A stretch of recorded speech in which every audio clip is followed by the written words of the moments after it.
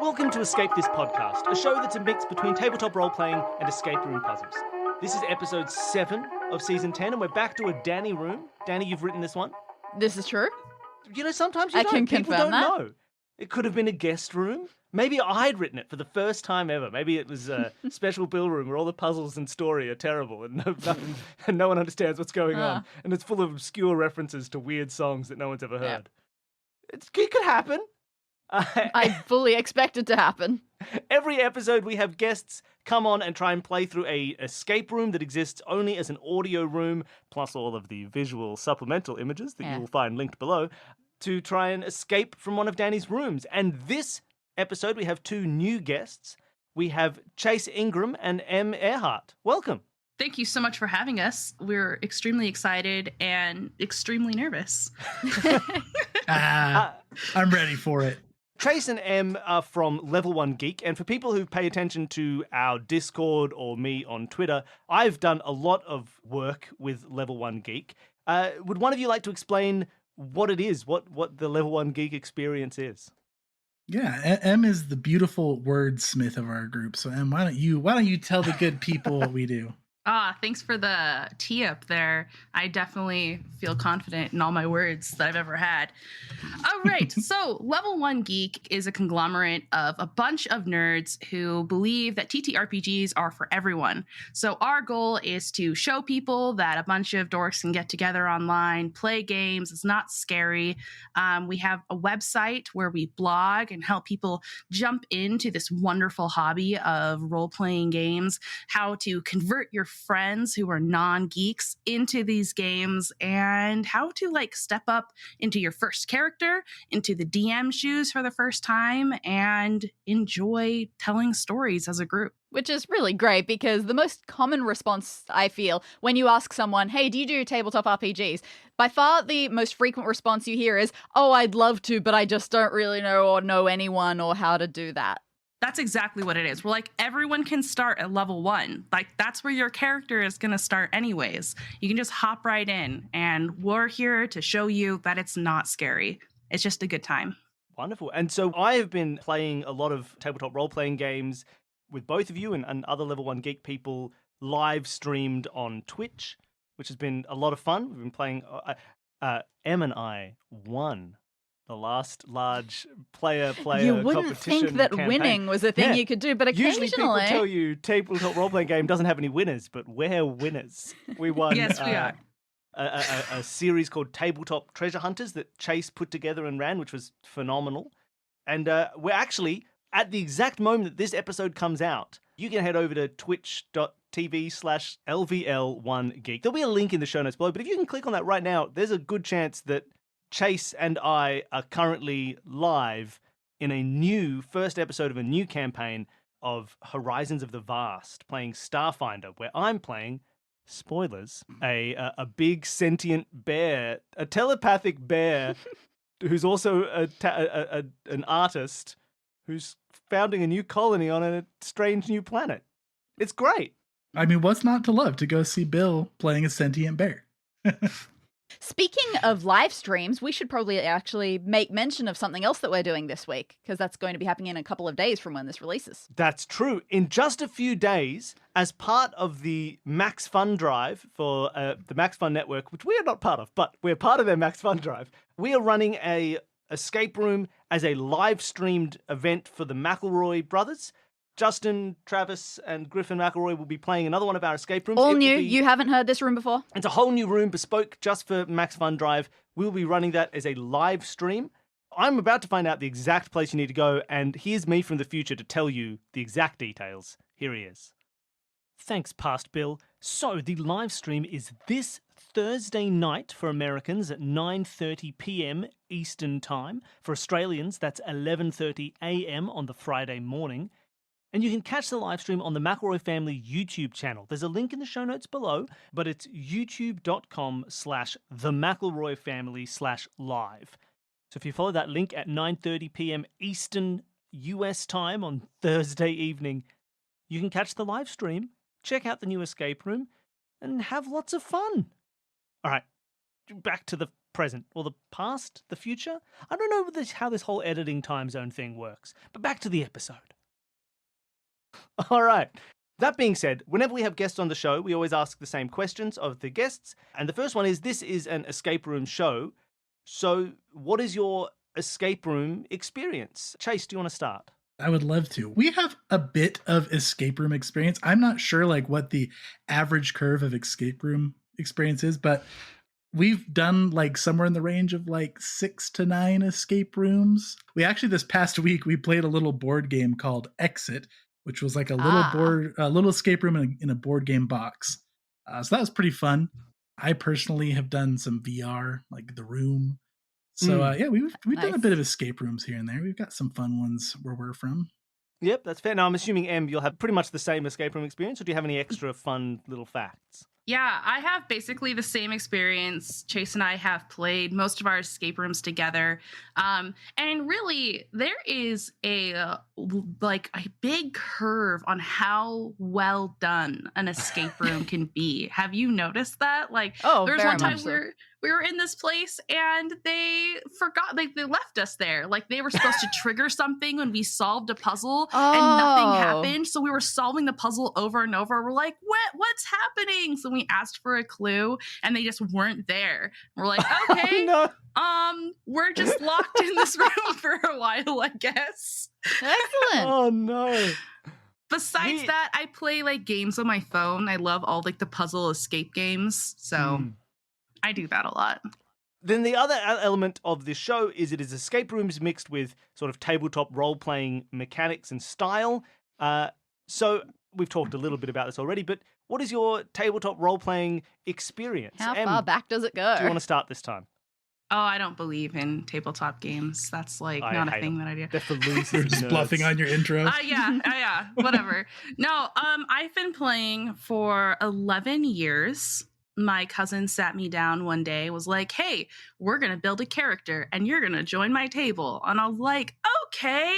And I built the most complicated thing. I didn't understand what was happening at all. And I basically sat there and just rolled dice and people told me to roll dice. And then got really stubborn after I moved. And I was like, I'm going to actually learn how to play these games. So I started poking all my new coworkers and being like, do you have a group that I can join? Until I finally landed a group where Chase was, and that's how we met. Oh, lovely. We did romance as characters before we romanced as real life people. So it's a beautiful love story. Oh, that's phenomenal. And then Chase, how did you get to that table?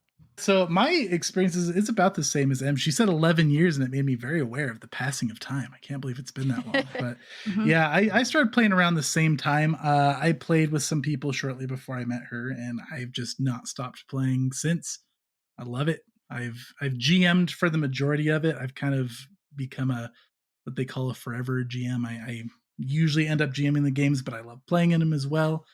I played most of my experience has been in the Pathfinder universe. That was like my first TTRPG love was Pathfinder first edition.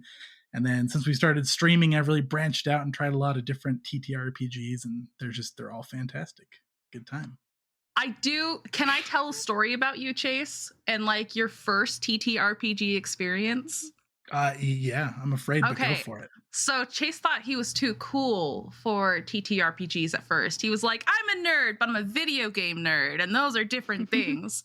So he had this coworker named Toby, and Toby was bored at work one day, and they started like messaging on their little work computers and was like, if you were in this sort of scenario, what would you do? And like an hour or 3 passed, and Toby was like, ha, you just played a TTRPG. Gotcha, yeah. Tricked me into it, and I absolutely loved it. He made me say I loved it before he said what it was. Excellent. Okay, well, I think we're ready to go. I've got my script up in case I need to do some voices, which I think I do. Yeah, all right. Now, I should specify, for this room, you two are 2 individuals. I haven't really specified what your relationship to each other is. I think in my head, probably just siblings or friends or something like that.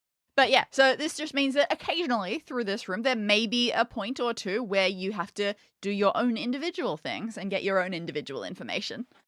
But just a thing to keep in mind for a bit. Yeah, sometimes when people play our games, they're two brains in a single body. Yeah. This time you're two brains in two bodies. The first hint has been revealed. It is. Your Uncle Ben called you right after dinner. Did you see the news? That's his voice. Sure.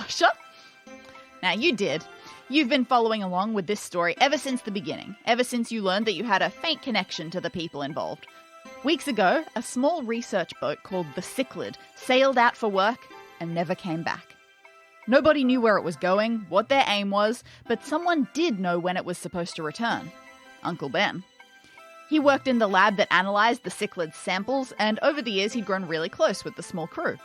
He reported their disappearance to the police, the Navy, the media, everyone. But the research team was never found. The Cichlid, however, was unearthed this afternoon. The water police discovered some small pieces of floating wood and glass and realised they were right above the not yet to the very bottom wreck. The news didn't say much, just that they used pulleys to drag it up, and in doing so found it had a massive hole in the hull. Ben hasn't taken the news well. That couldn't have been an accident. Someone or something attacked them. But why? Had they found something they shouldn't have? They always were tight-lipped about their research. Now, the water police weren't bringing the wreck into shore just yet. They just loosely cordoned off the segment of sea where they were holding it, like they were police taping a bit of ocean until they could get a proper investigation done. But Ben is nervous. Someone wanted so badly to keep my friend's research suppressed, they killed them. That's not normal. That's conspiracy-level stuff. I'm worried. I'm worried the police are going to cover this up. The case has been giving you a weird feeling, you agree. So, when Ben tentatively asks... Would you be willing to help me out with this? In a maybe not-so-legal way? You didn't hesitate for very long. Now, late at night, well after normal visitors and workers have gone home, you've arrived at the local marina. Uncle Ben has a small motorboat docked here and plans to take you to investigate the risen wreck of the Cichlid yourselves. This part of the marina is very simple. There's a small transient-looking building with a sign saying, staff only. There is a stall that sells bait. A wall with a large painted cardboard screen where kids can poke their heads through for photos. And the doorway to the actual docks, which has a glass door in front of it. Unfortunately, and perhaps predictably, this glass door is locked after business hours. Oh, I didn't think of that.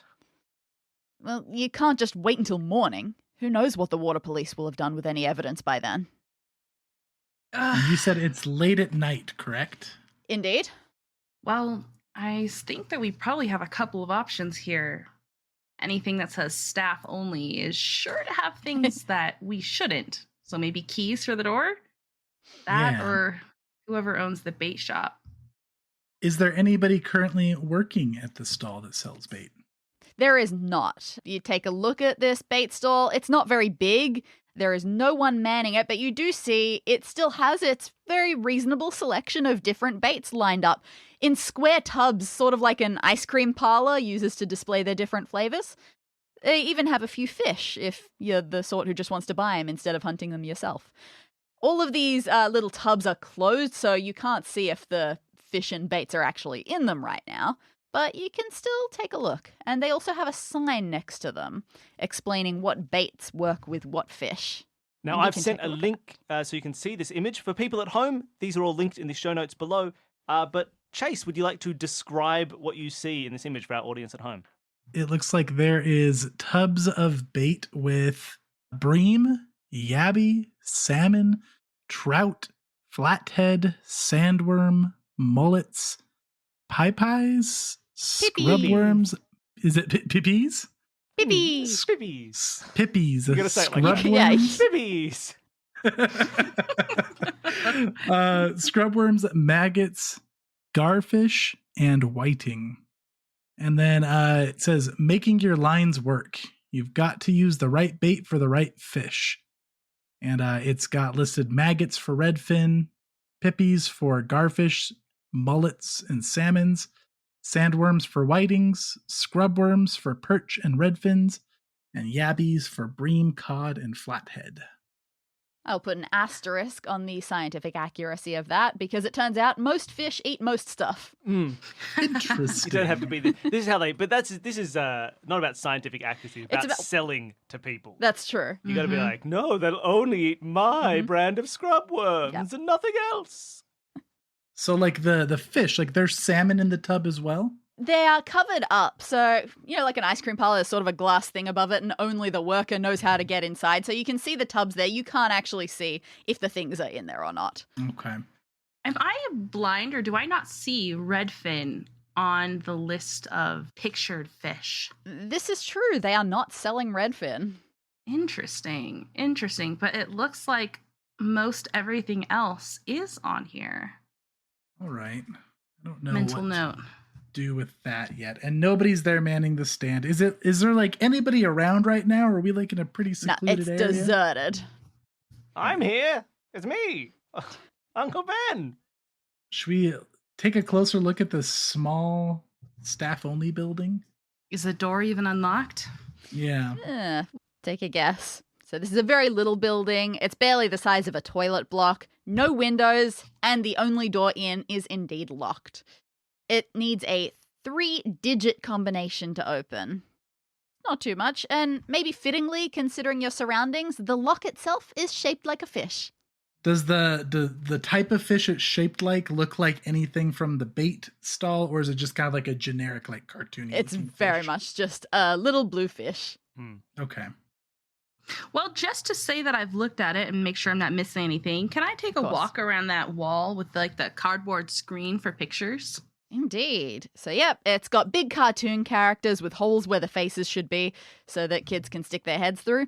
There are 4 characters on the wall, all of them very nautical themed, and you're going to be seeing an image of that. And also, as you're walking around it, not a bad idea because you spot something on the ground at the back, hooked sort of loosely around one of the corners. Like it just got caught there and nobody noticed. It's a lanyard with a Marina staff ID attached to it. You don't know whose it is. It doesn't say the person's name, but it's just got the name of the marina and a barcode. Ho. Looks like someone left something behind. And I've also put in a link to the image for the photo cutouts, which, Em, you can describe to the audience at home. Amazing.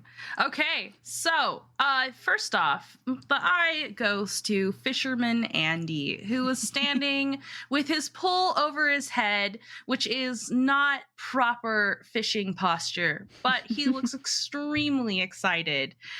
For a man without a face. Exactly, yes. And the line is whipping down towards an anemone, which is down below with its little tendrils reaching up.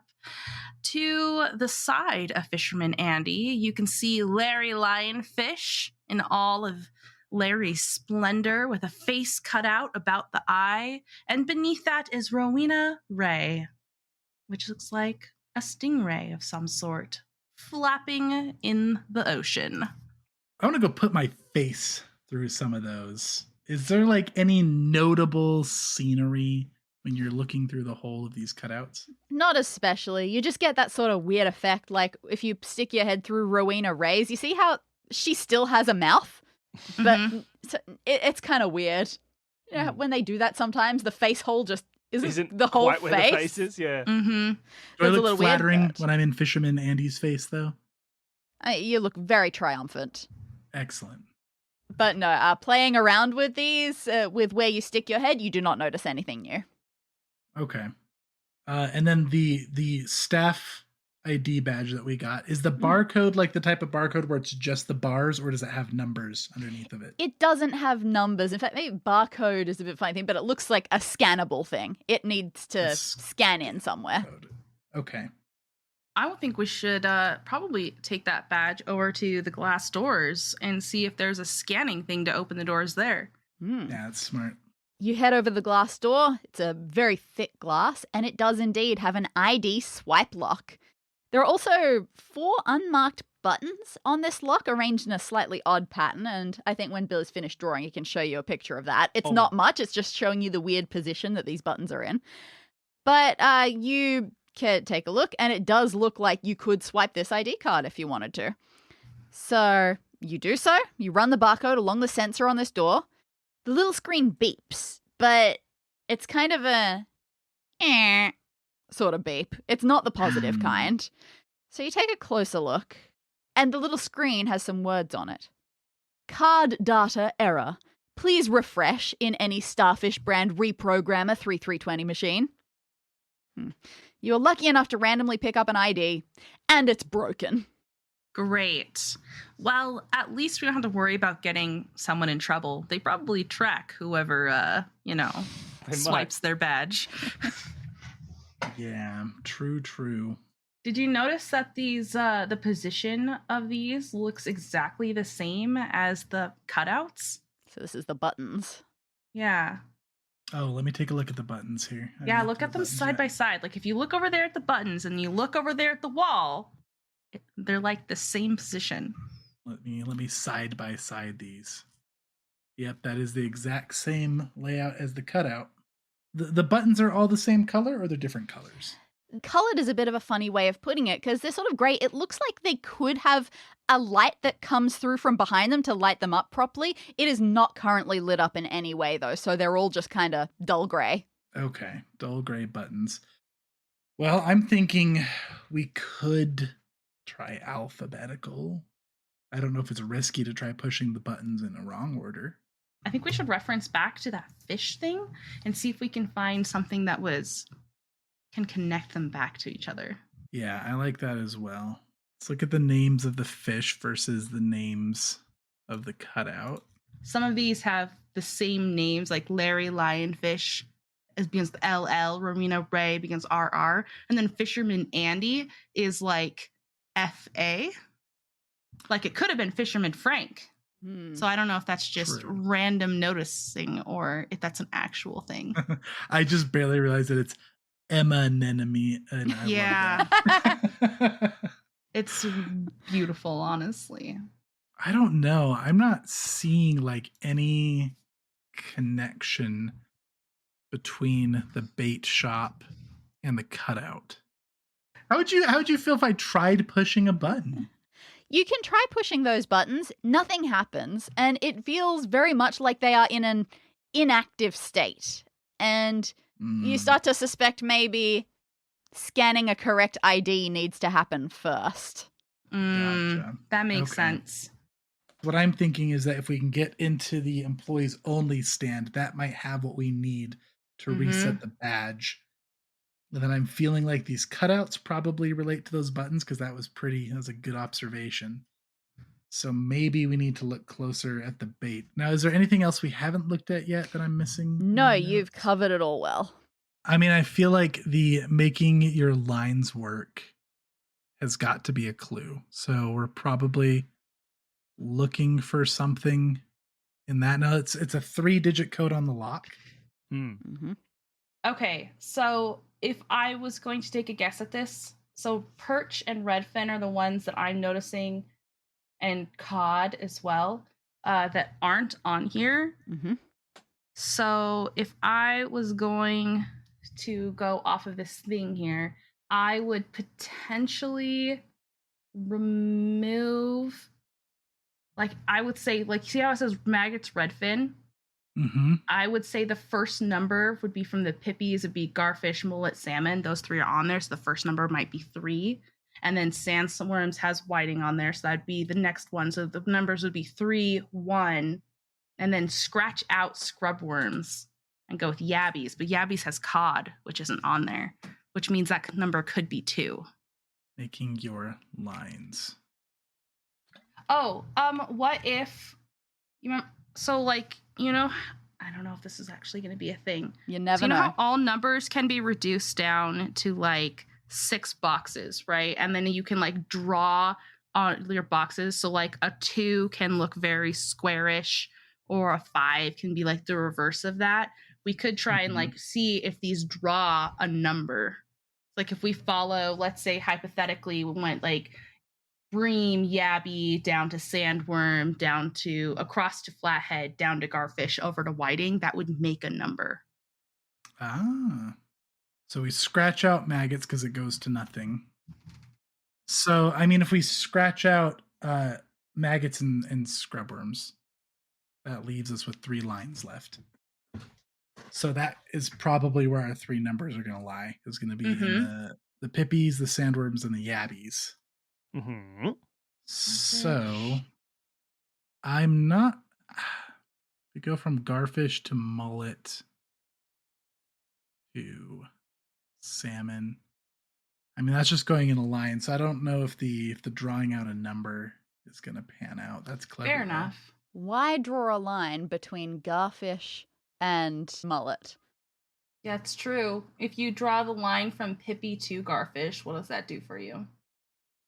So, like, if Pippi went to garfish and to mullet and to salmon, That could be that looks like a 3. Yeah. Yeah, I think that definitely makes a 3. So then let's try the next one then. So sandworms to whiting would be a 1. 3, 1. Yep. And then yabby goes to do bream. So straight over. And then cod doesn't exist. So then if you go down to the flathead, then that makes a 7. No, 7 goes the other way. Yeah. no, No, That's it right. doesn't. No, it doesn't. That's a 7. You're right. I did that You're with right. a 3 during the playtest. I was did like, that that's not a backwards. 3. That's a backwards 3. So No, that's 317? 317. You type that into the fish lock, and it clicks, and the staff room door opens up for you. The inside is dark, and it's very small, even though it's really minimalist. There's virtually nothing in here. The most interesting thing is the tall machine pressed up against a wall with a colorful image on the front saying that it is a Starfish Reprogrammer 3320. Oh, perfect. I let my wonderful compatriot go in first with a quick whisper to Uncle Ben that if they're cameras, you'll notice them. What? What? You're whispering.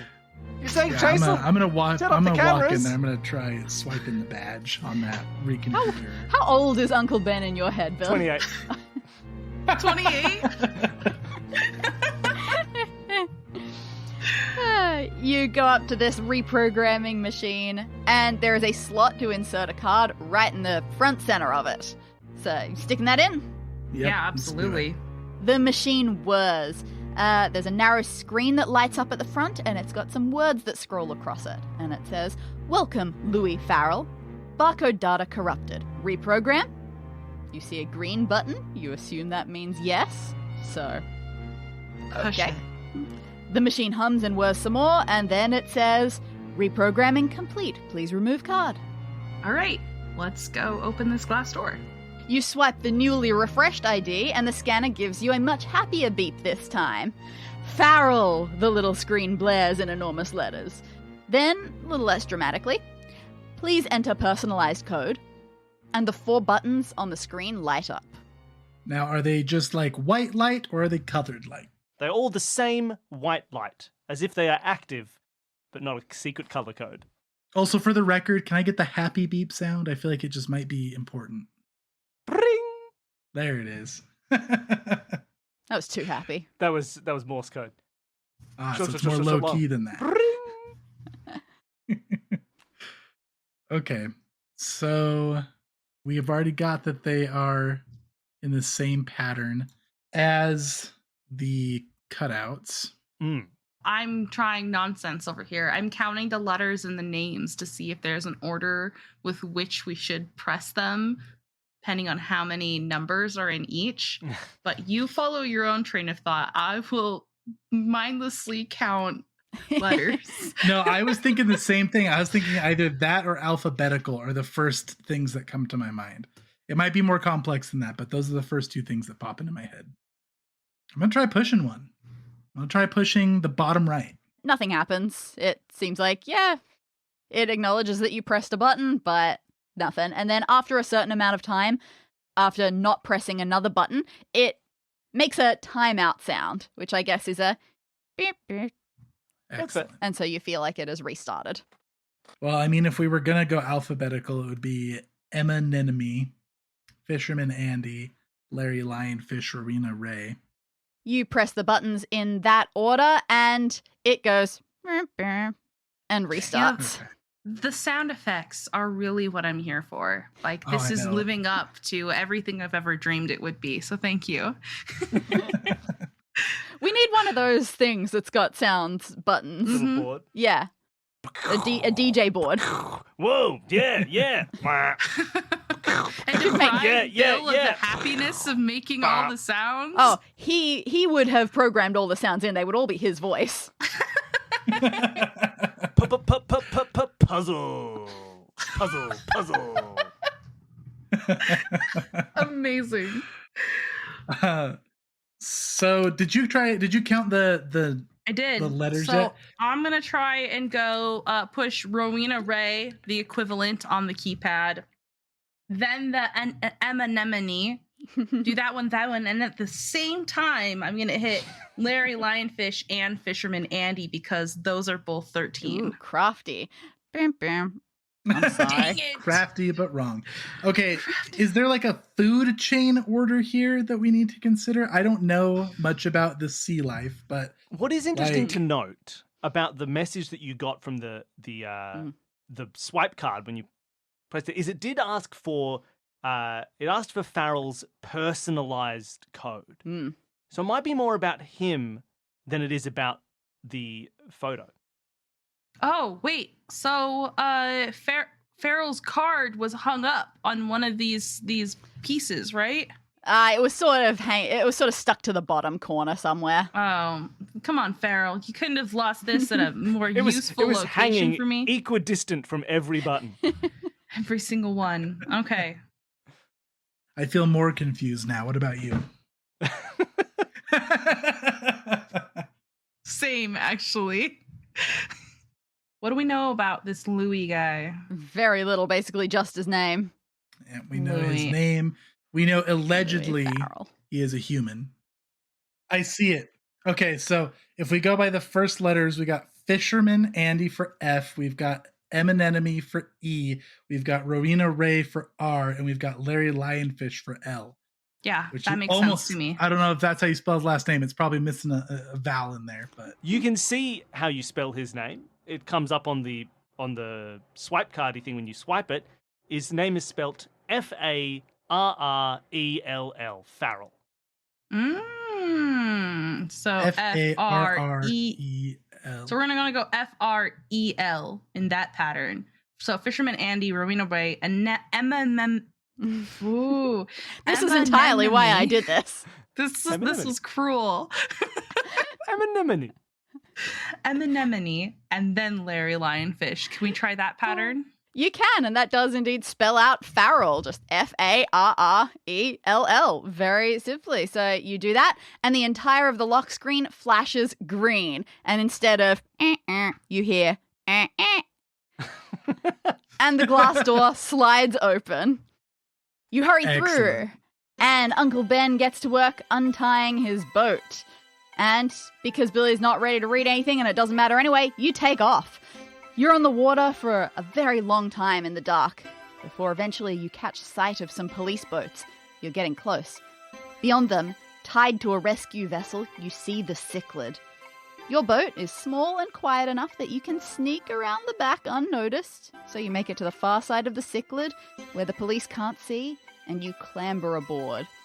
Normally a boat like this, you would still need to go up a ramp or something to be able to get to the main deck, but it's still clearly having some sinking issues because you can walk straight on.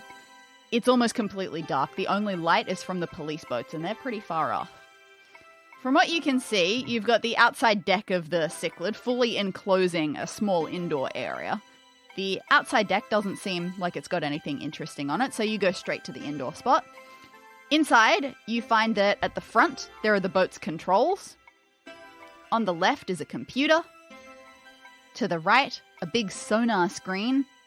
And at the back, a table with a radio and a briefcase-like thing. It's labeled safety kit. As you're looking around and getting your bearings, Uncle Ben frowns. There must be evidence around here somewhere, but I'm pretty sure they've told me they keep all their important stuff down below. Where is down below? Yeah, you don't see any way to get to a lower deck or a lower part of boat. I'm glad that this is a podcast so that nobody can see my drawing. If you want I'm to making send beautiful pictures, work of art. I'll be happy to receive them. I love seeing people's pictures. So the controls are just like the boat controls, yeah? Yes, they seem like they're largely for making the boat go. Some of them look very intuitive. Like, hey, there's a button that says left. That seems easy enough. But there are also some weird ones.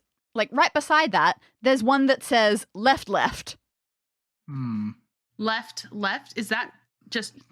More left? You don't know. It's weird. So you see a couple of buttons that are just slightly off like that. You look at Ben inquiringly. I don't know. Doesn't look anything like mine. I use a steering wheel, like a normal person. On the plus side, you probably won't have to mess around with controls too heavily because the water police might notice if the half-wrecked research vessel starts zooming off. Sure, that makes sense. If Uncle Ben thinks that this was sabotage of some kind, or fishy scenario in general, is there any way to see if there has been any tampering with these controls? Is there a panel underneath to look at wires? As far as you can tell from your limited knowledge, I also haven't given you an age in this, you don't see anything suspicious in this area. Okay. Well, if Uncle Ben is 28, then I think that makes me 9. We're pretty young. All right. Okay. What about computer? You said there's a computer screen. Does it look like it's damaged at all? Believe it or not, at first glance, it looks like not only is it undamaged, it's on. It's just got a screensaver sitting there. So you go up, you wave the mouse around. Oh, hold on. Okay, now that you've done that, maybe the water did mess it up a bit because what you see on the screen is just a mishmash of letters and symbols that mean absolutely nothing to you. You press enter just to see what happens, and a message pops up. And it says that to unlock, it wants you to type in your nearest port and the current time. Nearest port and current time? Yeah, now here's the thing. It took you a while on the boat to get here. You have no idea how much time has passed or exactly where you are. That checks out for me. I never know where I'm at when I drive somewhere. Yeah. Could I take a look at the sonar? What's going on with the sonar? It's a big screen. It's got some concentric circles and crisscrossing lines. There's currently a flashing circle up in the top left, which you guess means it's detecting something. But you have no idea what or where or how to find out more information. There are no buttons or anything for you to mess with here. It's just the screen. And after a while, the flashing circle just moves to another point on screen for seemingly no reason. And then again to another spot a bit later on. None of this means anything to you right now. Do we see any name on the port that we just came from? You came from the marina and you know what it was called, but that's not quite the same thing as a port. Gotcha. Okay. You don't know what this area is like. There might be lots of little ports nearby. You may have travelled far enough from that, because that was where Uncle Ben's boat was, not necessarily the nearest possible port to this boat. And then I guess let's dig in the safety kit and see what we got in there. This safety kit is designed like a briefcase, so it's got separate dials on the left and the right to input the right combinations. Interestingly, the left half wants 3 digits, like a normal briefcase. The right wants 3 letters. That's a little weird, but okay. You flip the case around to look for any extra insight, and on the bottom you find a sticker with some words that have been handwritten on it in green. And it says, stack alphabetically going down. Stack alphabetically going down. Do you see any more of these briefcases lying around? Not at all. All right. And just because it's there, let me look at the radio. The radio is currently off, but it appears to be working, so you flick it on. It is set to a station, but with a mass of static coming out. You can barely understand the words being said by the DJ.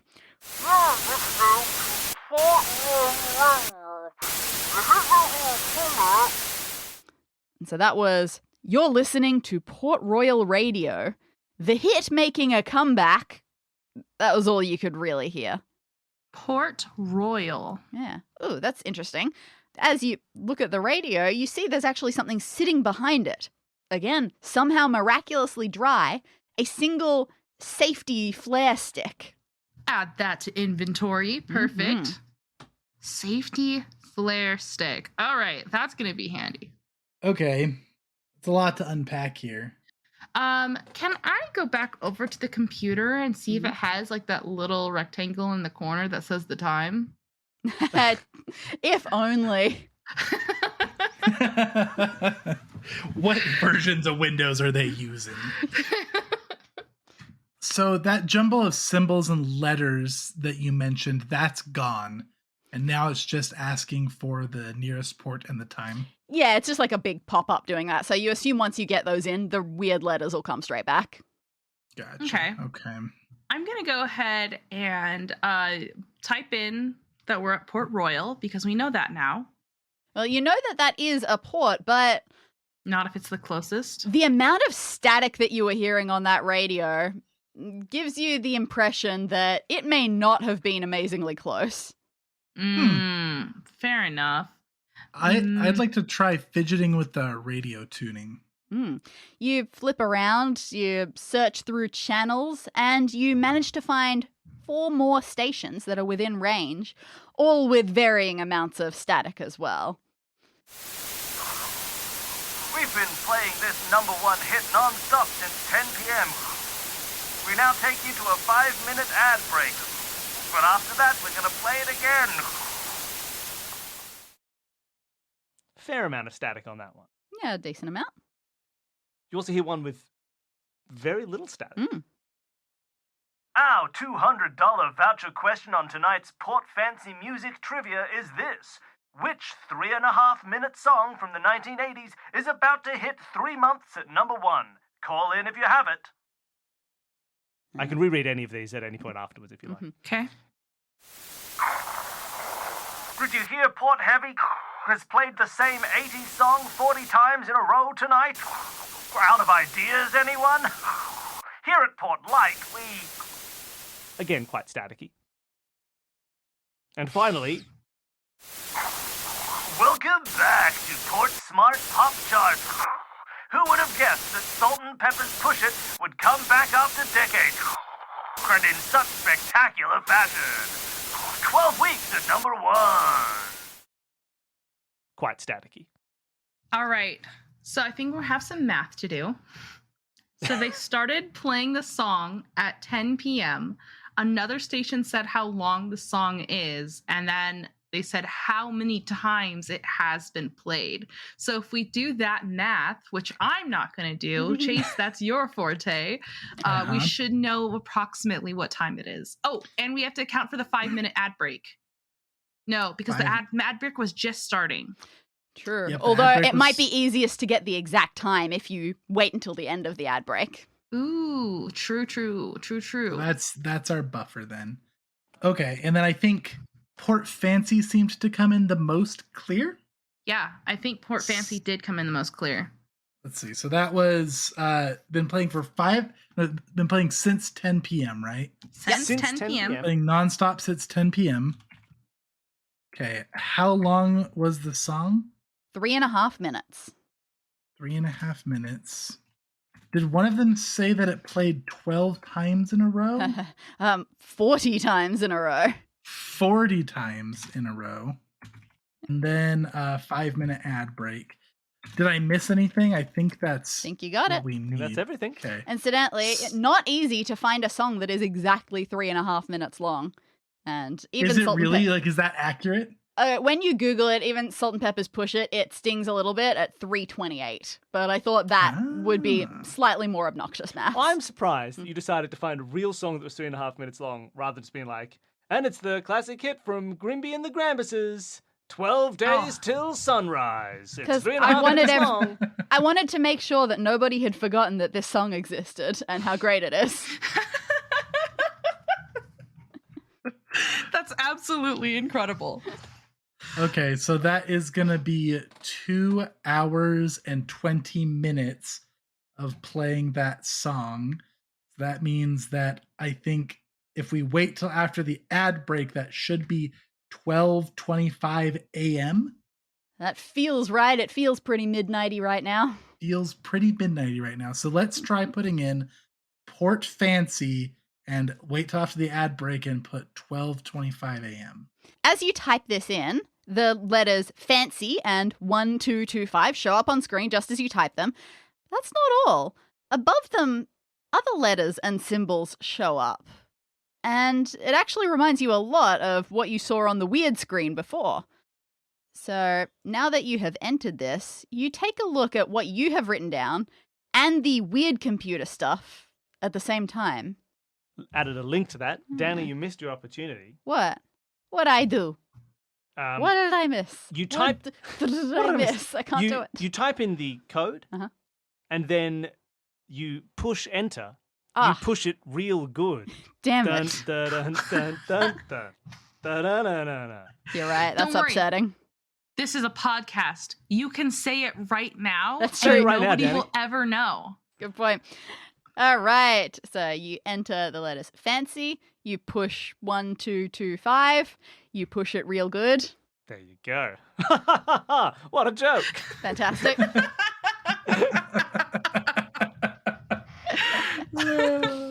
That's so I good. like it. Magic. Okay, so we've got this now. We've got jumbled letters with jumbled Okay. symbols. So this means that you see how above it, Chase, this is the exact same number. So of like letters and stuff. So F clearly is correlating with B, A with W, N with J, so on and so forth. For audience members, we got ourselves a good old-fashioned cipher. We've got a cipher. Yep. I have That to get a is new one. page on my #2. notebook here. Yeah, this 'cause I is filled a out big page one. room. Enter in podcast flipping page sound. Now, do we think that this is going to correlate at all to the stack alphabetically going down? Or is that No. going to be the order of the letters for the 3-digit code? I think that we're getting ahead of ourselves and we should figure out this cipher first and think about that at a future point in time. But that's just me personally. If you have an already have an idea for that, that'd be great. I'm writing out the whole alphabet and then filling in the blanks to see if I can see a pattern as to how it's mixed.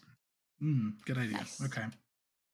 Sorry, there's going to be some dead air here. Oh, yeah. Yeah, that's all right. Well, you write out the alphabet and write out the alphabet again. I figured it out. Yep. Oh, wow. So fast. I haven't done the numbers yet, but I think I can do that in just a second. Okay. So what are you looking at for the alphabet? So the alphabet is basically shifted down so that E is starting at A, so that it goes E, A, F, B, G, C, H, D, so on and so Etc. forth. Lovely. Okay. So from Nice that's one. from your original fancy. So like, yeah, F has turned into B by going back a few. Yeah, exactly. Wonderful. So F's turned into B, and then so the alphabet restarts, right, at A equaling W. Makes Wonderful. sense. Okay. Wow. What that about was the so numbers? quick. Nice job. I love ciphers. I used to make them up when I was a little kid because I thought Awesome. that they were fun. I don't. And this is why we complete each other. For that reason and that reason. You only. can do the math. I'll do the weird Yeah. thinking. As a Okay. kid, Chase just figured out how many times Salt and Pepper could sing Push It within an individual hour. I mean, that's a grand accomplishment here. All right. Do you want to figure out the numbers, Chase? So, like, how that correlates? Yeah, let me just scrap I my think it's alphabet I just threw shifted out. down. I think it's just shifted down. So like if you're looking at a keyboard, 1 now becomes the @ sign and 2 becomes the hashtag sign, so on and so forth down the keyboard just shifted 1, I think, but I'm not 100% sure. That's just my gut check. Yeah, because like Yeah. one in this cipher seems to correlate with the @ symbol, but the @ symbol is the one that shares a button with 2. Exactly. Thank you're you for saying absolutely that right. better. Yeah, they all track out going 1 down the keyboard. So that should be it. So I'll write out the numbers while you work on. So now the question is, what does Opweno Yikjapnak mean? So O would be S, P is going to be T, W we know from the first bit is A, E is now I, N is now R, and O is again S. Stairs. Okay, so he's Stairs. going to tell us how we're going to get down. Stairs. Let's go to the next one. YKJPNKH. Stairs control. You're going to have the number on that one, but the first line is stairs control, blah, blah, blah. Stairs control. 827. Stairs control 827. 827. I've got all the numbers. I got the easy part done. Okay, I'm still working on the second one. I've got deco, and I Deco. keep getting mixed up. So ZAYKN. Ooh, decontam. Uh-oh, this is a terrible cipher. We're figuring out a message with dangerous implications. Decontamination. Okay, I thought that was going somewhere much more dangerous.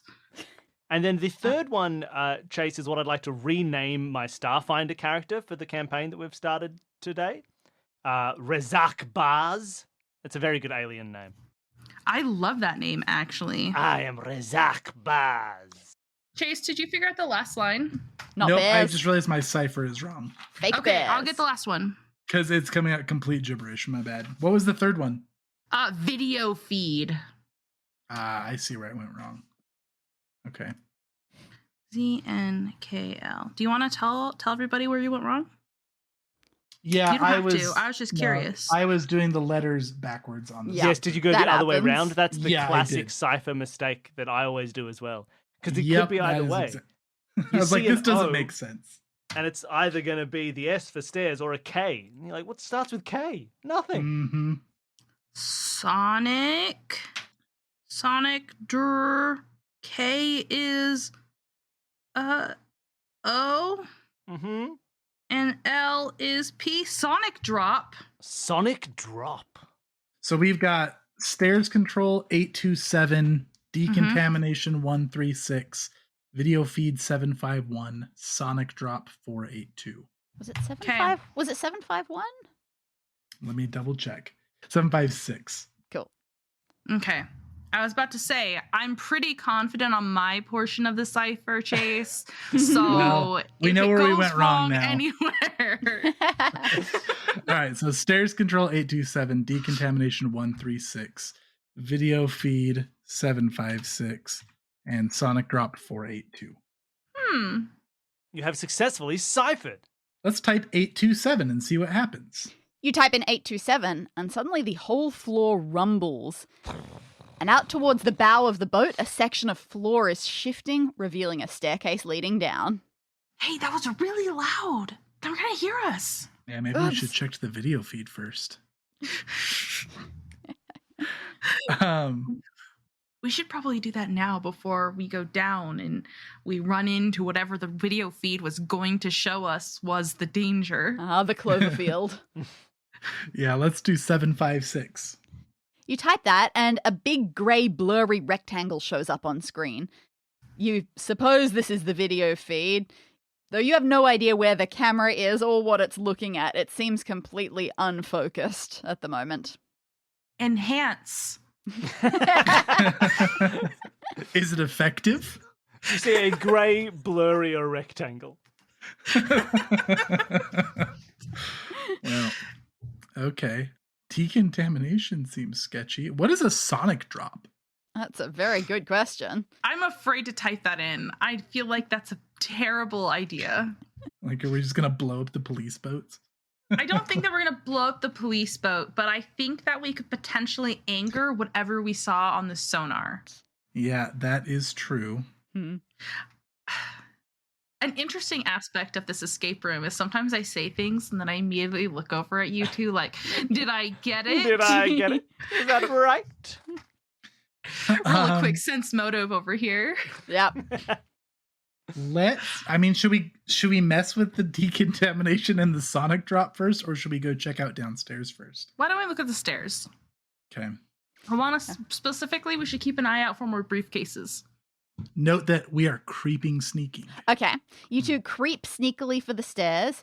You find an old light chain as you near the bottom, so you pull on that. It doesn't work very well. The light bulb is dim and orange and is over the far side of the room, so you don't get too much out of it, but it is enough to tell you what objects are down here. On either side of you, you find shelves.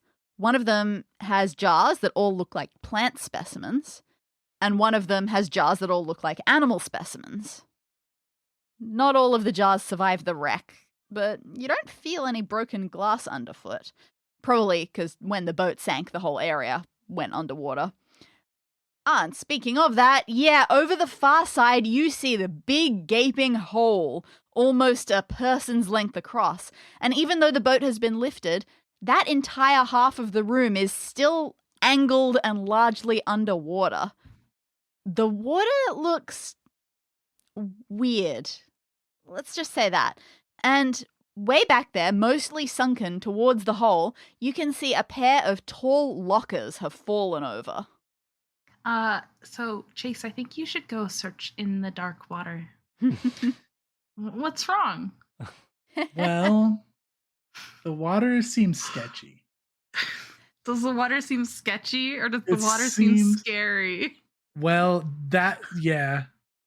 I have a true phobia of water, so like this is Look, that is completely reasonable. You look at this water, it's flowing in and out of that giant hole, and yet it doesn't look like ordinary seawater. Even in the dark, you can tell it's not even the right color, maybe not the right consistency.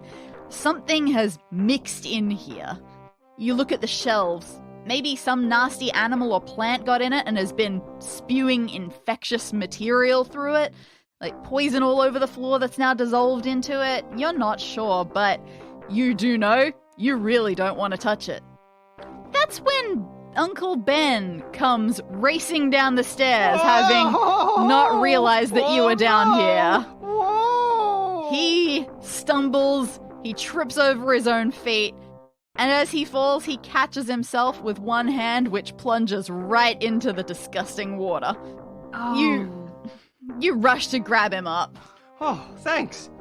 Hey, that water, it doesn't feel right. What's up with that?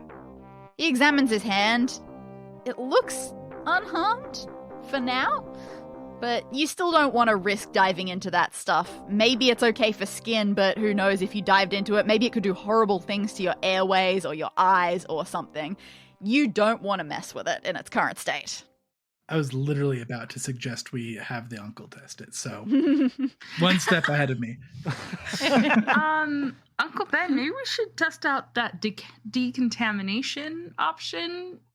I'm just concerned for all of you at this point in time. I mean, he looks fine as of right now, right? As of right now, yeah. Maybe keep tabs on him for later. Yeah, we could. But what if we get one shot on the decontamination and we... You know what? Sorry, Uncle Ben. I guess Chase doesn't feel like you're worth the one decontamination option. Yet. I will tell you, by typing okay. decontamination, by typing things on the computer, you will get told what they are. So you will Okay. have time to decide what you want to do after that. Perfect. Okay.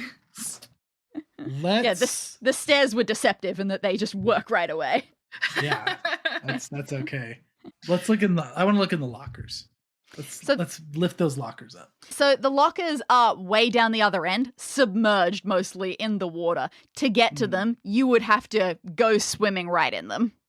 Okay, let's turn around and not do that yet. However, as you do, though, you can see sort of their vague outline. It looks like one of them has its door gently bobbing up and down in the water. Like one of them is open and one of them isn't. And Ben looks over as well, and he sort of points at them. In there, those lockers. That's where they kept their research, I'm sure of it. Do I see any padlocks on the locker? Or can I not see from the current angle? You can't really tell details. They are lockers, so it wouldn't surprise you if there were locks, though. Okay. Let's go inquire on the computer and see what the things do. Okay. All right, what are you going to type? I want to type the decontamination. You type in 136. Ooh, a huge amount of text shows up on the screen. Luckily, you don't have to translate it again. It's a massive manual about dealing with infected or otherwise dangerous water. So you give it a quick peruse, and to summarize what you learn, the water itself is typically not a problem, but some living things find refuge in it and release their own gross, toxic stuff into their environment. And the way to decontaminate these things is you have to know exactly what you are dealing with so that you can use the right antidote, so to speak. So there are 3 qualities that you have to know about your infected water and what's living in it. You need to know the acidity level. So is it acidic, basic, or neutral? And for that, you need a pH test. You also need to know what order consumer is living in that water, which means is it a producer, like a plant? Is it a consumer, something that eats? Or is it a scavenger, something that feeds off death? Great. And the third thing that you have to know is what kind of toxicity you are dealing with. Is it venomous, poisonous, or mild allergenic? So for venomous, is that will it bite or sting you? Poisonous, does getting it inside your stomach or your airways hurt? Or allergenic, does it give you a rash? Once you know the qualities of the contaminants, all you need is the right purifier to fix the problem. It does not give you any information about what the right purifier might be. I'm going to examine Ben's arm again. Does he have a rash yet? So you make him show his hand to you again. He instantly obeys, as he seems to do. You don't see any signs of blistering or itchy redness, no flesh eating either, so that seems to be a win. So whatever's messing with the water mustn't be too bad. Oh, whoa. You right there, Ben? Oh, come to think of it, I may have gotten a bit too close to that nasty water. My throat stings something awful. Imagine if I'd fallen face first and actually swallowed the stuff. Are you thinking what I'm thinking? What are you thinking? Do we have him drink the water? No!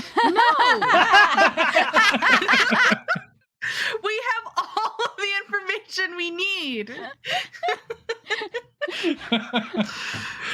He emphatically implies to you that he would die if he swallowed it. Well. What kind of monster are you? This is what playing tabletop role-playing games does to a person. My We alignment just has have not to yet find been the defined. purifier once he drinks it. My goodness. Okay. No, haven't So any of if you I- ever inhaled something horrible before? It goes away on its own. If it doesn't kill Yeah. you immediately, you're fine.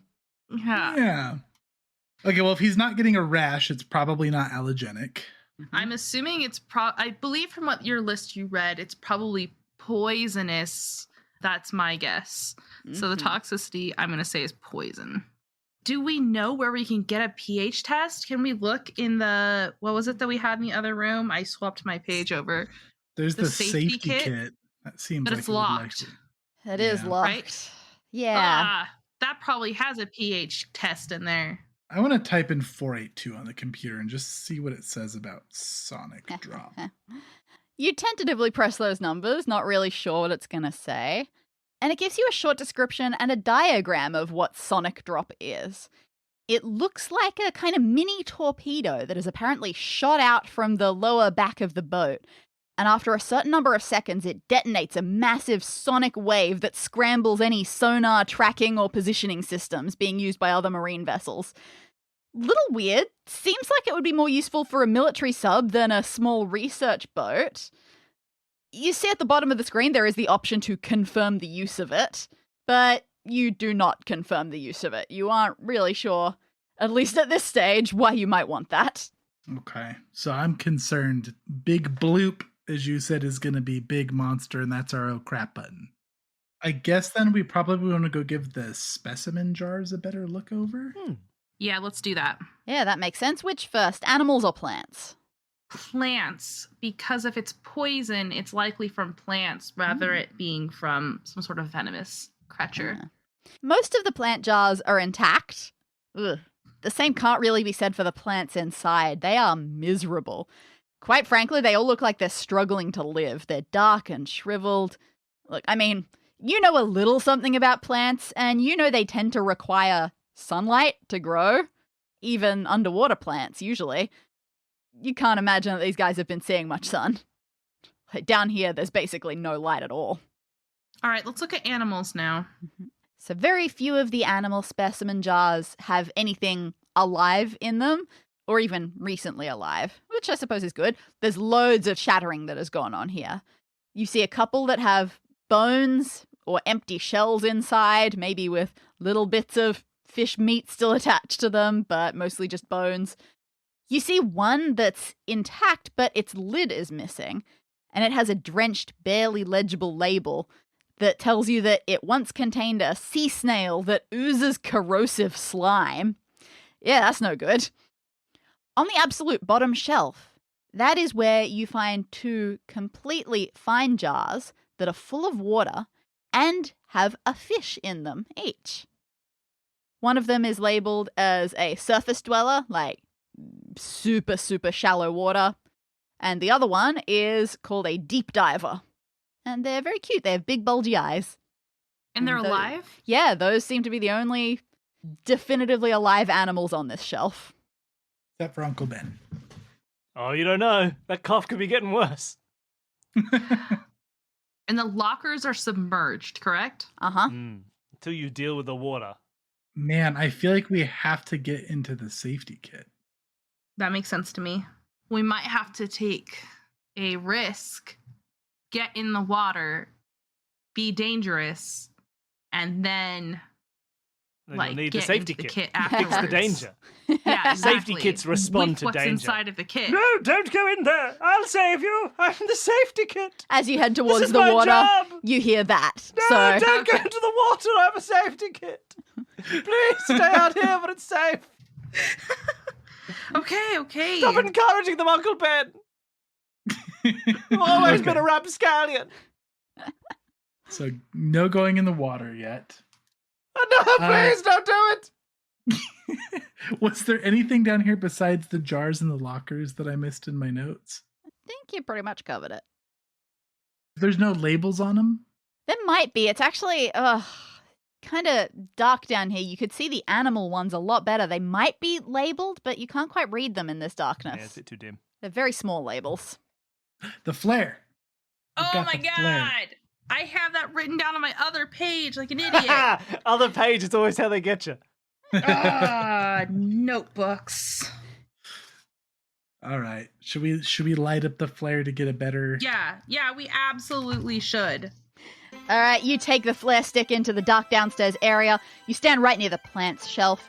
You pull the cap off the flare. It's got an abrasive surface on the underside, so it's like lighting a gigantic match. And you swipe the abrasive surface across the top, and a blaze of light explodes out the end. Whew. Take a minute to get used to the glare. Now you can see. And not only can you now see labels on the plants are changing. A whole bunch of them are reacting to the light. They were in no way dead. They were just in some sort of dormant state, and now they're growing up in weird little shapes. And you've got an image for that. Yes. All right, we've got 3 rows of jars with little plants in them. These 3 rows consist of 3 jars each, so there's a total of 9 plants, and they are almost shaped like runes. The first one is called Palikir. Capital of don't know. Micronesia. Oh, okay. And it looks like 3 little lines coming up, as if like you buried a capital E partway. And then Kiribati is like a upside down U or an N, just a little curve. Weirdly The pronounced Kiribati based on Kiribati. their language. And it's a Pacific Island nation, and I Uh-huh. believe it's the first nation Oh, it's time zone-wise. it is First Nation, and also first to be likely completely covered due to climate change and rising oceans. Well, I was going for a positive fun fact, not a sad fact. I'm intrigued with both facts, and I feel like they're both necessary for me to perfectly visualize this place. Exactly.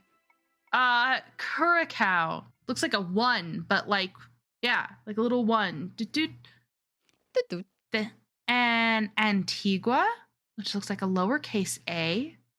Funafuti, Capital of Tuvalu.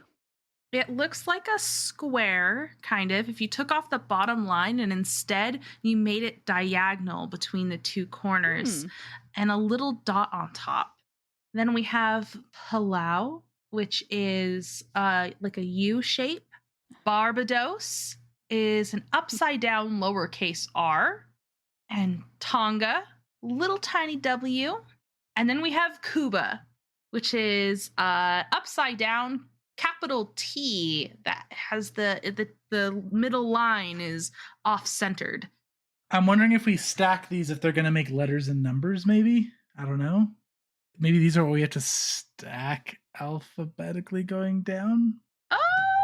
Oh, interesting. You give the safety kit another look, and that sticker that says stack alphabetically going down was written in green, and the green is very similar to the green of these plants. Okay, so I alphabetized them already while you were giving beautiful descriptions. Thank you. So we've got, I'm going to butcher these names even though you just said them. I'm going to butcher them again. There's Antigua, Barbados, Cuba, Curacao, Funafuti, Kiribati, Palau, Palikir, Tonga. So stacking them going alphabetically going down would mean that the A would be on top, right?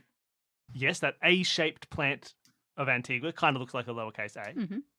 So if just below that we had Barbados, that would make, is that a G? Tell me what you're thinking, because I'm not fully visualizing what you're describing, Chase. This is your drawing challenge. Yeah, so I'm trying to think, like, if we stack those, like if we connect the Antigua little A shape with the Barbados line below it, like if we kind of draw that out and we finish doing that, that kind of makes a G, like a lowercase g. But if we stack the next one below that, which would be Cuba, like I don't know if that connects any further to it. But I guess maybe we just try to draw out the whole thing. Like, do we stack every jar? Yeah, draw it out. So let's see here. So we've got a little A with a little tail. Where would you connect? So do you think that it's going to be 3 separate lines? I don't know. It just says to stack alphabetically going down. So does that mean we stack everything? Like one long line? Because Yeah, I don't could know. see how like possibly Kiribati and Palau, those 2 could connect into like an O. And then the Tonga and no, that doesn't work alphabetically. Even the Tonga and the Palikir could connect to actually be like a 3 or an E. I'm so curious what your drawing looks like because mine is utter nonsense. I'm What do you I'm like working on this right now. I don't know. It's looking like nonsense. That very looks good. fantastic. That actually looked great. Mine looks quite similar. Can I show you mine? Oh, perfect then. It's 911 now. Yep. I'm amazed that you did that and thought, no, this means nothing, because once you know it, it's so clear. Yeah, once you finish it, you can see that there's the line dividing the second one. Uh-huh. Let's see. Yeah. Awesome. We did it! Oh man, that was Good so work. cool. That's a was clever awesome. puzzle, like that was well such designed. a good one, Danny. I love that. Yeah. I'm so glad. All right, you go to that safety kit and you type in 911 on the left lock and now on the right lock. They both click and the case swings open.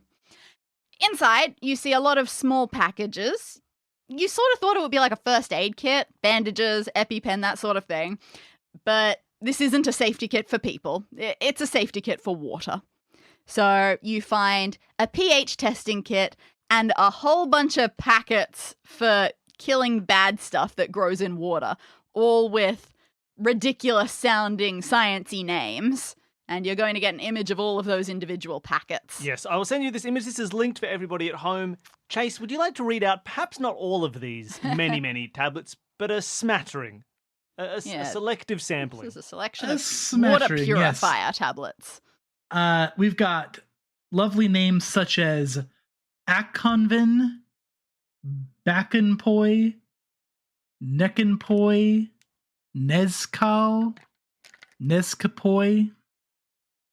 Yeah, they seem to all end in poi, n, or all. Okay, so what makes you think that it's poisonous, M? Because we could do a pH test now. I think we have to. pH test is step 1 of 3. Yeah. And then we've got poisonous, venomous, allergenic. And then That's step 3. And then we have to know if it's a producer, a consumer, or the Scavenger. Scavenger, thank you. feeds on death, as Danny so lovely Feeds on death. Those fish will feed on death. put. I guess should we go do the pH test? Let's do the pH test. Yeah, it's super easy, these things. They come with a very clear set of instructions.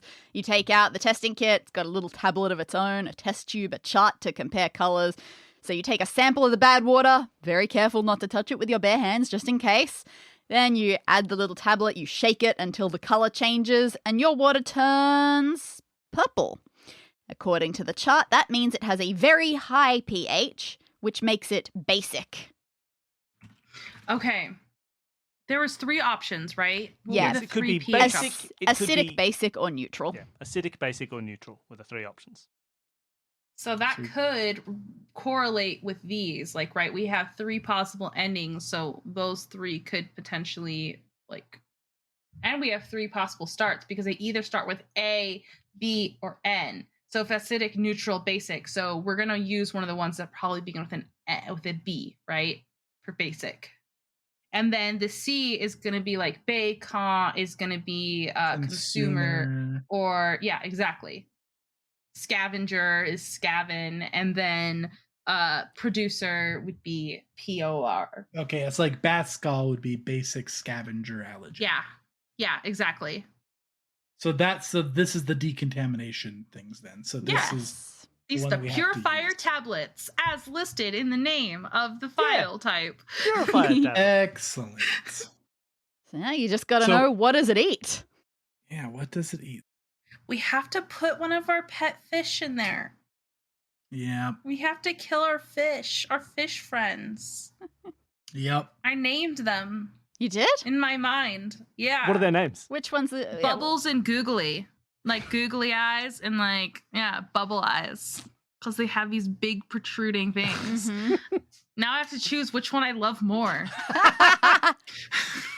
So one of them is a deep diver and one of them is a surface dweller, right? Yes. That's correct. So surface dweller, bubbly, and then we've got deep diver, googly. Mm-hmm. Well, I guess we start with the surface dweller, right? Because we can see that the water's all gunked up on top, so we're gonna put bubbly Googly, down no! Yeah. Wait, that was Bubbly. Bubbly, wasn't Bubbly's it? the surface Bubbly! dweller. Bubbly! All right, we can kill Bubbly. That's fine. They Okay. always are. All right, you toss Bubbly into the water. He swims around a little bit. He's not crazy about it because it's disgusting. But nothing seems to eat him. Oh my You, god. you hear from the water as it tries to cough. But yeah, All right. No, a cute little fish cough. nothing eats Bubbly. All right. I'm going to quickly scoop Bubbly up and try and transfer it back to its original casing. Yep, cool. Get him back in the clean water. Yeah. Great. So wait, what would a producer be again? Producer would be more like plant, something that feeds off sunlight and grows. That's going to be awfully difficult to tell what's happening. Then perhaps if you can prove that it is or isn't a scavenger, Yeah. you might be able to then assume. Scavenger feeds off death. There was the plants, which we already Yeah, stacked. they're on their own shelf.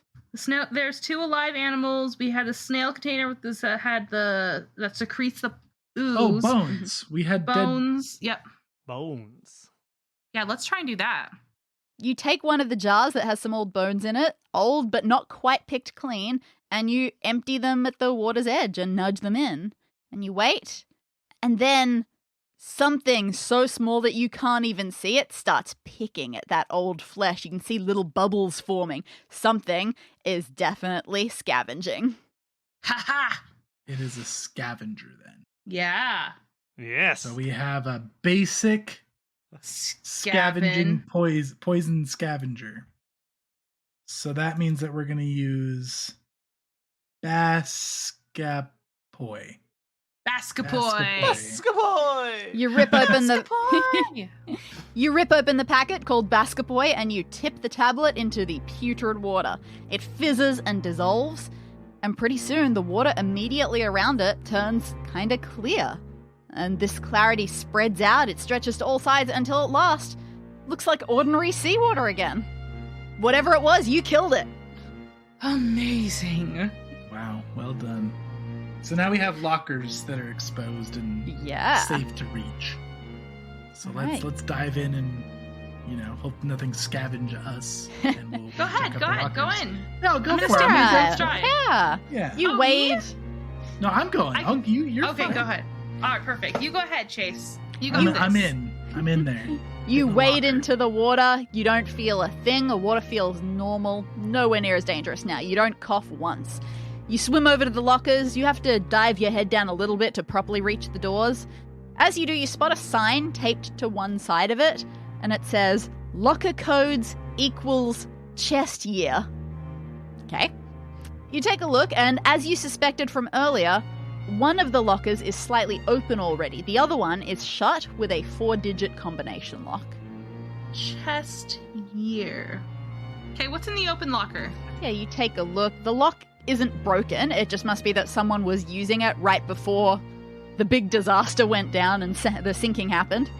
You open the door the rest of the way, and the momentum causes a few things to float out with the water that's in there. First, a handful of small red gemstones. Nice. You don't know if they're helpful at all, but a nice reward for all of your hard work here, so you stick them in your pockets. Next, there's a pair of laminated pieces of paper. And finally, there is a small waterproof box. You take it out of the water and examine the contents. You find several rows of what look like very small contact lenses and a handwritten note. Ben gives a start. Oh, I know that handwriting. This must be part of their research. Sure enough, there's lots of sciencey, confusing words on here, but from what you understand of it, these lenses can be placed in a fish's eyes and they automatically record the video and stream it back to the boat so that you can see whatever the fish sees, which is fun. Again, though, cool research. Not something that you would expect people to kill the scientists over. So you look at the still locked locker. Whatever really important secret stuff is going on, it must still be in that one. Oh, and speaking of important, those pieces of paper. Now, there are 2 pieces of laminated paper. Who would like to look at the first piece? Go for it, Em. That is yours, Em. You can open up. You don't need to describe it straight away. I will now link the second one for Chase's eyes only. Okay. All right, now that you've each have one of these, would you like to Roughly say what you see.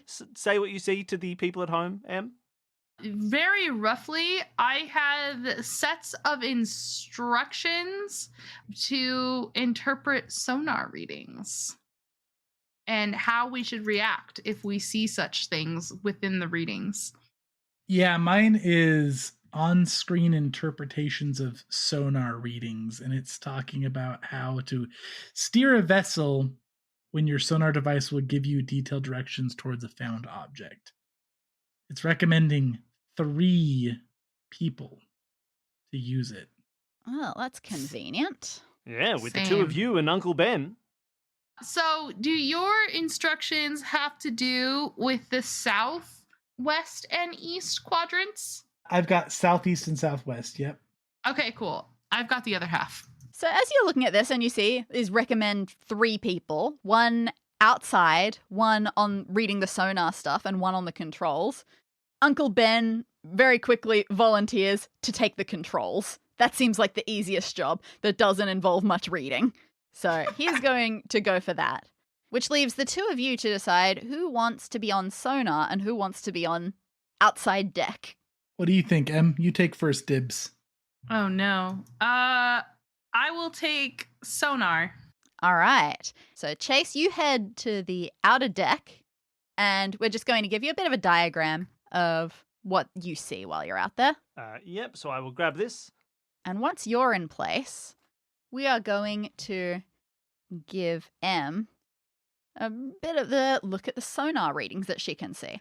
Now, one other thing that these instructions for reading the sonar mentioned was that you have to act kind of quickly. Otherwise, the things just reset themselves, and that's why it's good to have 3 people on each of the separate parts. Which means that as soon as you are ready, I'm going to start a stopwatch. Oh no. And you are going to have to communicate to each other what needs to happen and tell Uncle Ben what buttons he needs to push. All right, are we ready to go? Okay, hold up. Let me. Chase is like, oh no. Yeah, you can familiarize yourself with the instructions. Yeah, let me get a little familiar with the instructions here. So, I mean, I've got if objects located in the southeast quadrant, controller should direct ship right, left. The ship and right is spelled WRIGHT, left. Unless object is in the second or third ring. If this is so, follow northwest instructions. Northwest instructions are controller should direct ship left unless waves of any level surround more than 2 sectors of the outer deck. If so, follow the southwest instructions. Or object is in an even numbered ring. If so, controller should direct the ship right with a W. So you are going to have to communicate these things very clearly to Ben to make sure that he presses the right button. I've got the controls. If the object is located in the northeast quadrant, the controller should direct ship right, unless object is in the first or second ring. If so, the controller should direct the ship in the right W, right, not W. Only in one sector of the outer deck. Oh, or if only one sector of the outer deck is surrounded by rippling water. If so, follow the southeast instructions. All right, now, Billy, I just wanted to say, you do not remember what the correct solution to this is, do Nope. you? Good. So that means that you are earnestly going to write down earnestly what try and they do say, what and I'm then told. at the end, we will see whether it came out right. Oh no. Oh, Are we going to boy. die otherwise? If you find fail, out. you die in Keep real listening to find out if we die and whose right. fault it was. It's gonna be mine. Okay. So we're posting the first sonar reading. Right. Em, this is for you. life. Chase cannot look at this. This is for M. And Okay. This is a sonar reading. It is on the second ring in the northwest quadrant. So northwest, it is on an even numbered ring. So we're going... Okay, what are the waves, Chase? The waves on the northwest quadrant is rough water. Are waves of any level surround more than 2 sectors of the outer deck? Waves of any level? I don't know what that means. Okay, in that case, I am going to instruct the controller to go right with a W. I'm hitting right. Okay, currently it is on... Oh god, I didn't realize that there was a middle ring. I don't think we were supposed to go right with the W. I miscounted our rings. Would you like to reset and tell Ben to I would reset? like to reset, please. I reset.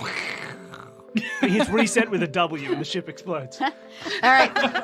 Oh no! Okay. Okay. All right, so it is on the third ring. So it has the middle ring, the second ring, the third ring. It's in the northwest quadrant. Chase, are there any waves on more than 2 sectors of the outer deck? Does rough water equal waves? I would say yes. I would say, I would rough, say water rough water equals waves. Equals waves. Okay, Yeah. rough water equals waves. So is there waves on what was the question? Waves of any level surround more than 2 of the outer deck. Gotcha. The answer then is yes. Okay, we need to go to the southwest instructions, which you have. Okay, the southwest instructions. Controller should direct the ship right with an R, left, right, left, unless an even number of sectors of the outer deck are surrounded by smooth water. You would know that, not me. The answer to that is no, so that's fine. Gotta hurry. What am I pressing? Object is an even numbered ring. If this is so, controller should direct ship left. Okay, no. So which direction are they going, Chase? Yeah, right with an R. Right, left. Right, Right, left. left. Okay, I've done it. All right, go on to the next one. Next one, next okay, one got the shows up. Okay, Clicking it's the there next still. link. We have, okay, it's in the southeast quadrant on the first ring. Chase, tell me what we do in the southeast quadrant. Southeast quadrant. Controller should direct ship right with a W left. Right, left with a W. Unless object is on the second or third ring. It's not. Okay, rippling waters are found anywhere on the west half of the outer deck. Is there rippling let's waters see. on the west half of the outer deck? There is not rippling waters, no. Okay, so what is the direction? So the direction is right, left with a W. Right, left with a W, Uncle Ben. Done. All right, another one shows up. This is the final one, Em. Oh God, it's huge. Okay, southwest on the one, two, three, the fourth ring. Controller should direct ship right, left with an R unless an even number of sectors of the outer deck are surrounded by smooth water, which they are not. Object is an even numbered ring. It is an even numbered ring. If so, controller should direct ship left, so we go left. Left. Left. And Danny, I can tell you, I have explicitly put right, left, spelled like the normal directions. Okay. Then I put right, left, where the first one is spelt with a W, as if I were making something. Okay. And then finally just left the direction. Regular old left. Right, left, right, left, left. You think you've gotten him to press the right buttons, Bop, bop, bop, bop.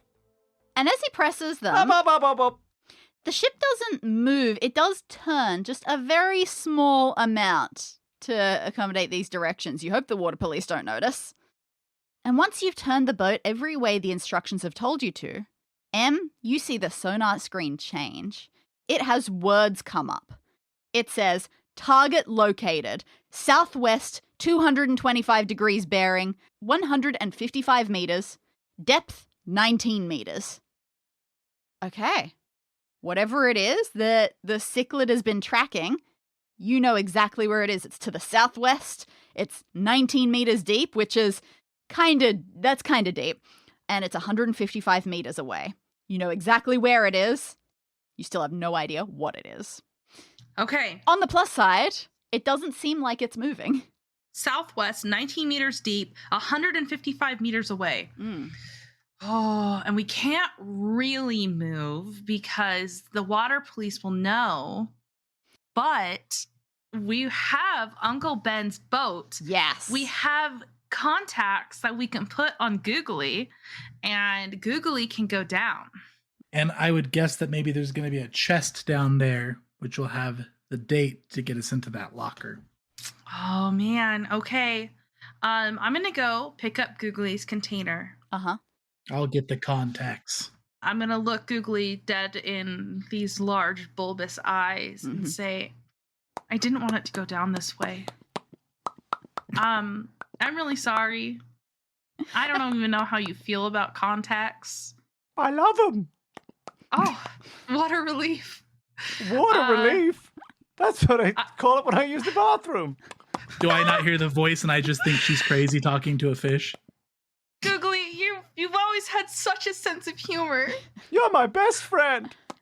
You're my best friend. There might still be some poison in this water. No, Oh. Googly is fine. Googly didn't get poisoned. Oh, good. Googly didn't get poisoned. That was, Yeah, that was Chase, you bubbly. hear Bubbly's voice just saying, what did you do to me? I'm so sick. Oh.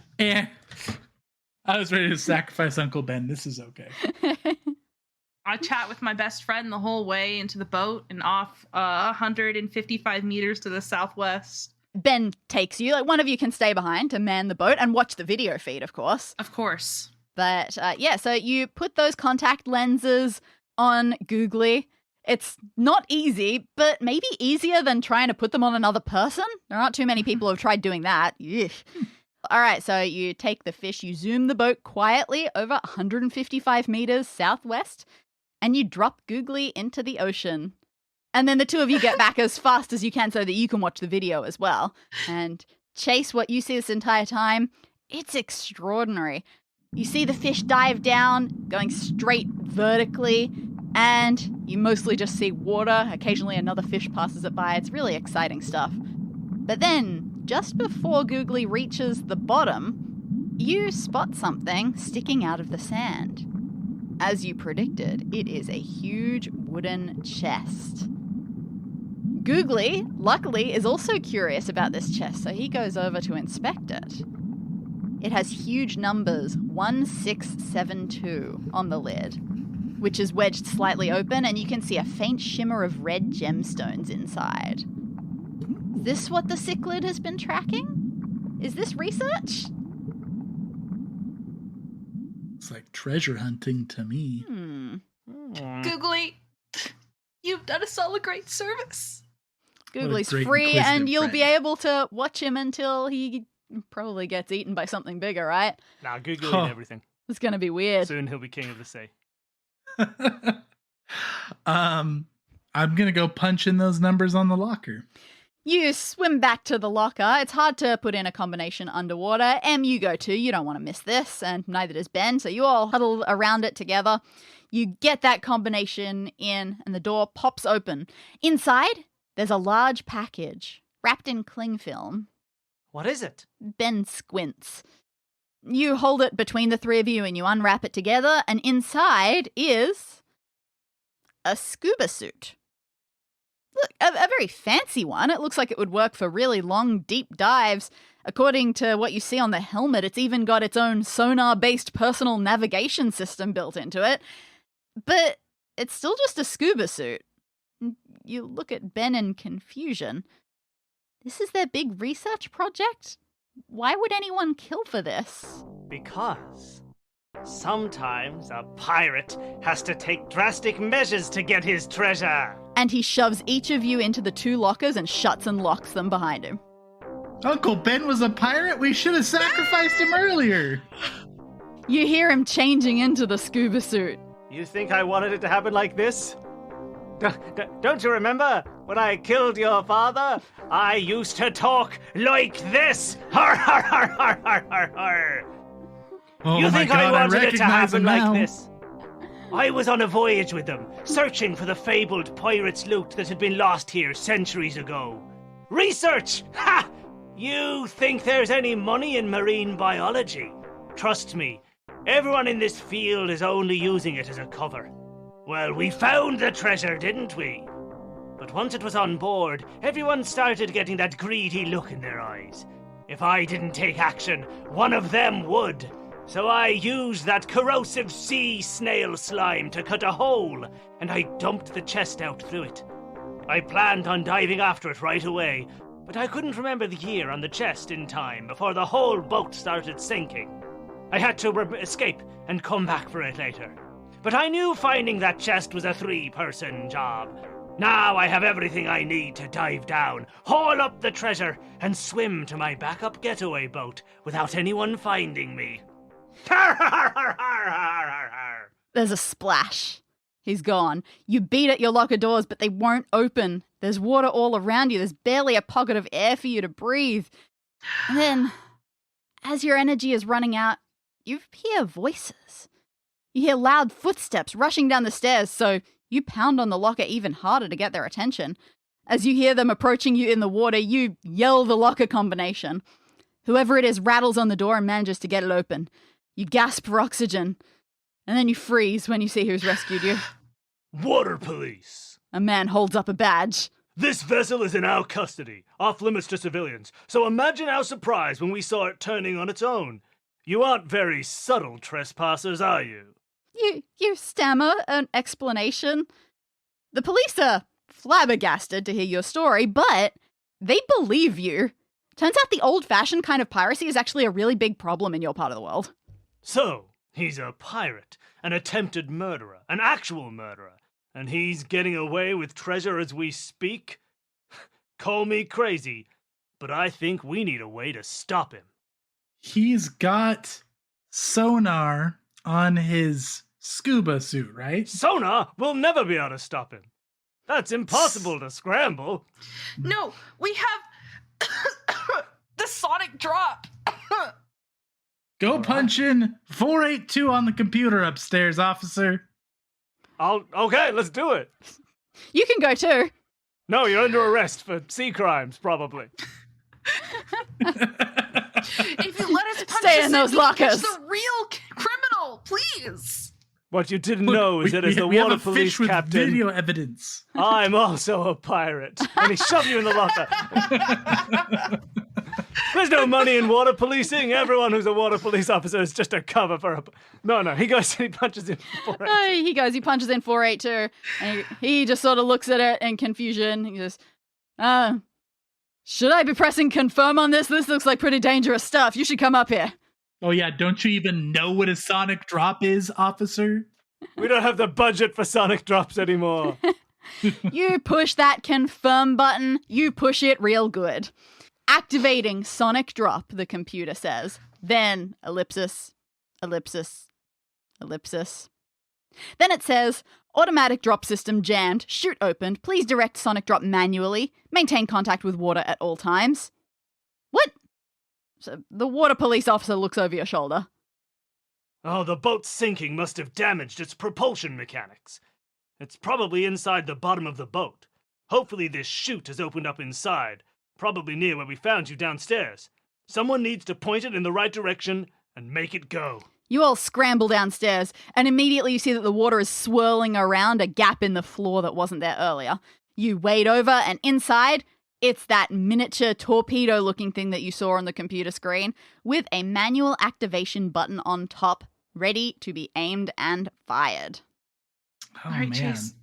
We've got to do this. So he's All probably going towards the treasure, right? Yeah, so we He probably want wants to to aim get it. the treasure. So we want to aim it southwest, Great, 19 and meters-ish deep. cool. Now, it says that it's currently sort of underwater in here, and it says that it needs to maintain contact with the water at all times. So we want to pick it up, carry it A little across, bit. and out into the big hole that's in the side here, because it can't like hop out and over. Yeah, we don't want to So, pick it like all the way up. We want to No. like drag it in the water. through the Exactly. hole. Mm-hmm. All right. Together, you sort of tuck the sonic drop under your arm. It's pretty heavy. And the two of you swim towards the hole. You take a deep breath and dive so you can get properly into position. You point the thing towards the southwest where the treasure chest was. You hope you're not too late and that Uncle Ben is a slow swimmer when he's encumbered by diving gear and, a treasure chest. You press the manual activation button and you send the torpedo flying. You watch until it vanishes into the blackness of the ocean. You can't see it, you can't hear it, but after maybe 20 seconds, you feel it. The pressure inside your ears shifts. You get so dizzy that you stumble a little bit. And from upstairs, you hear an unfamiliar beep. The police officer goes to check it out. The sonar's going crazy. It keeps changing. Perfect. It turns out that trying to direct yourself underwater at night with no navigation system is kind of difficult, and getting yourself turned around is incredibly easy. You head to the deck and you stare out over the water, and after not too much time, a little way off in the distance, you spot movement. It's Uncle Ben surfacing, clearly thinking he has been swimming for miles while making absolutely no progress at all. It takes all of 2 minutes for one of the police boats to race out and apprehend him. It's a bit sad watching him get taken away, and even sadder to see the treasure chest enter police custody. Well, it is 3.5 centuries old. It'll probably end up in a museum somewhere, which you suppose is the right thing for it. You, fortunately, are let off with warnings about trespassing and potentially interfering with evidence. The water police are kind enough to take you to shore and call for a ride for you to get home. The whole time you're with them, you keep your heads low, your hands in your pockets, you try to look appropriately contrite. Which is difficult, because with your hands in your pockets, you keep running your fingers along the shiny red gemstones that you managed to pick up earlier in the evening. And you think to yourself, yeah, maybe there is something to this whole piracy thing. Congratulations! You've done it! Yay, we did it! That was awesome. Oh man, that was so good.